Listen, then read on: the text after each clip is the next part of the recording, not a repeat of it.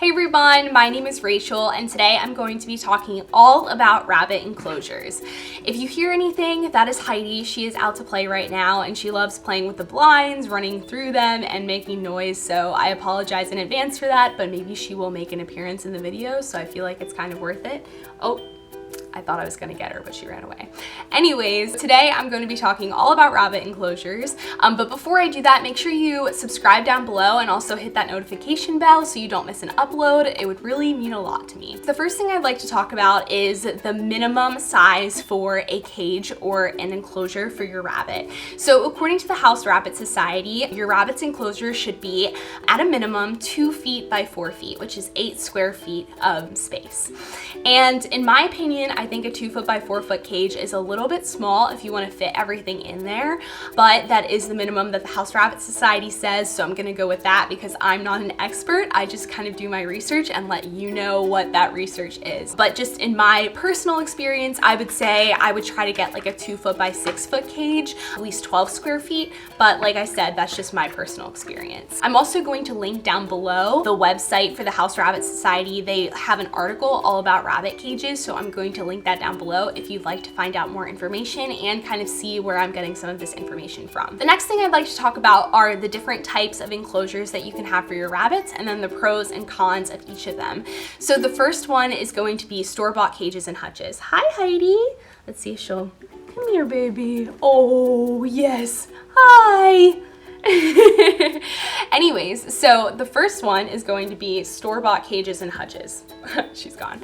Store-bought cages and hutches tend to be really expensive. I originally got a store-bought cage for Milo, and even though it met the 2 foot by 4 foot requirement, first of all, he would not be able to fit in there now. He's in a 2 foot by 6 foot cage, and I already kind of think that's too small and kind of want to upgrade it just because he is a mini lop, so he is 6.7 pounds. Mini lops tend to be like 5 to 7 pounds. Heidi's a Holland lop, and she tends to be 3 to 5 pounds. But anywho, I think that the 2 foot by 4 foot cage would now like never fit him in there and just not be just like a good option for him at all, just because it would be way too small. And also I think that it would be way too small for Heidi as well. But I did buy that cage and it was like $80. I got it on Chewy.com, which normally I talk about Chewy.com. I love Chewy, but just like cages marketed to rabbits in general just aren't great because, like I said, they're just way too small. Going off of that, hutches are also almost always too small. You're never gonna get, or you're almost never gonna get enough square footage space to be able to fit all the things you want, like a litter box, a Heidi house, toys,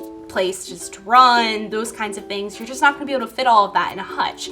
So that's why I would not recommend those. Like I said, they're just really pricey and also they're just way too small for your rabbit. The next option I would like to talk about are exercise pens. So I've actually had Milo in an exercise pen for a long time and I really advocate for exercise pens. I think they're great. You can have them in like a 2 foot by 6 foot arrangement or a 4 foot by 4 foot arrangement, and they definitely give enough space for Milo. I think, like I said, I do kind of want to upgrade it just because I want him to have a little bit more room to run because I have a really big Heidi house in there for him at the moment. But I do think that exercise pens are a great option. Maybe even connect to exercise pens, that would be even better. You want to make sure that you give your rabbit enough space to run around and binky and those kinds of things. An exercise pen is an awesome option, but also I do want to mention that, I guess I didn't mention this in the beginning of the video, but you want to make sure you're letting your rabbit out for playtime as well so they have room to binky and that kind of stuff. If they don't have as much room in their cage, you want to make sure that they have enough room in their playtime area to binky and run around and do zoomies and all of that kind of stuff. So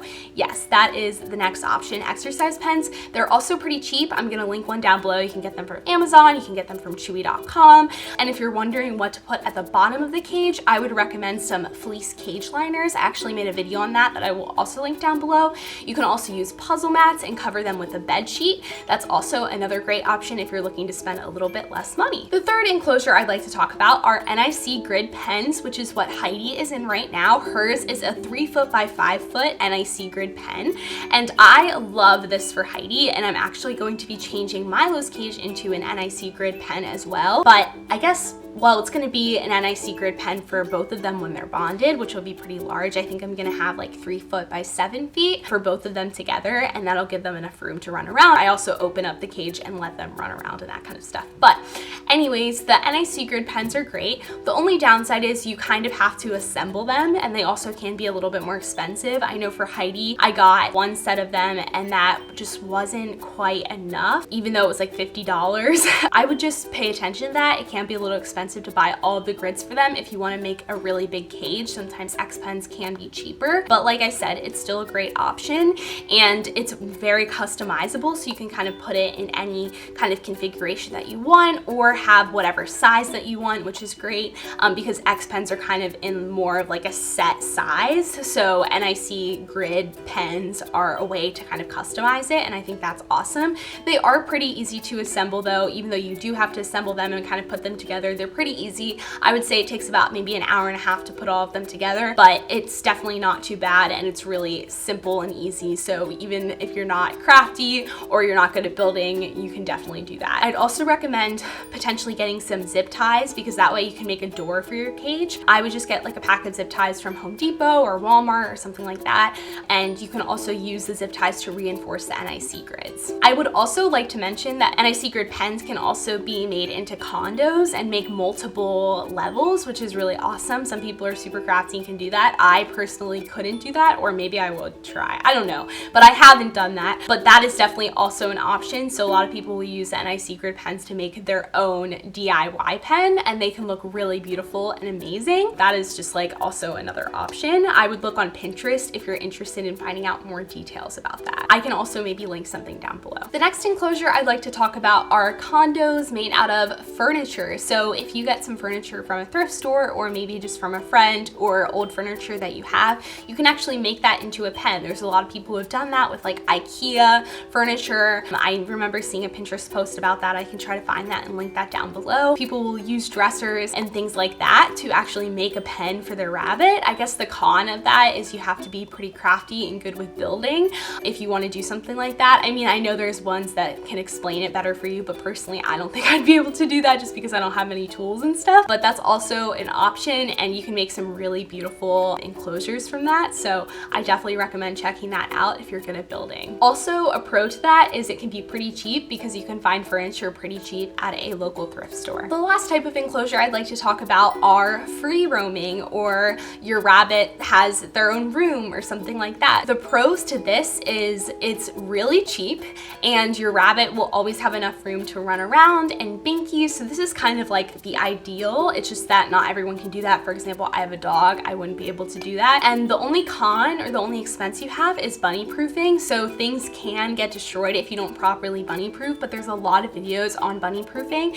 I can link some down below. I haven't made one yet, but if you'd like to see me make a video on bunny proofing, leave a comment down below and I would love to make that for you. But like I said, this is kind of like the ideal because your rabbit has plenty of room to run around and binky and have so much fun. It's great to free roam if you can. And there's a lot of videos on free roaming. I know Lennon the Bunny talks about free roaming a lot, so I can link her channel down below if you want to find out a little bit more information on that. Just because I don't free roam my bunnies, I'm not an expert on it and I can't talk to it as much, but I know Lennon the Bunny does free roam Lennon, so I will definitely link her channel down below because she can give you some more information about bunny proofing and that kind of stuff.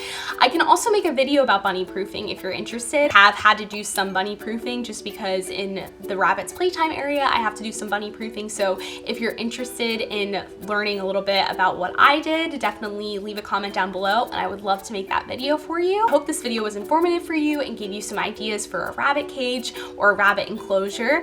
And thank you so much for watching. Don't forget to subscribe down below and hit that notification bell so you don't miss an upload. Thank you so much for watching and I hope you have a wonderful day. Bye everyone.